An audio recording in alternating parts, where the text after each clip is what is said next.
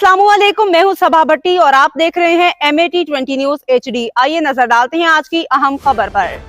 मंडी Bahauddin super friends group की municipal committee मंडी बहाउद्दीन के chief officer Ahmad वकार भट्टी से खसूसी मुलाकात।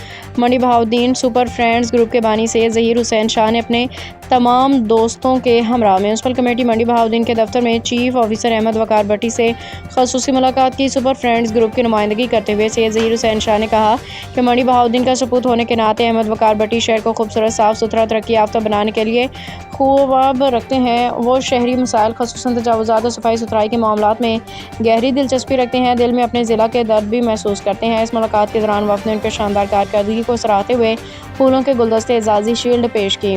मुलाकात खुशगवार माहौल में हुई जिसमें अवामी मफाद से मुताल्लिक़ कई अहम उमूर पर तबादला ख्याल किया गया।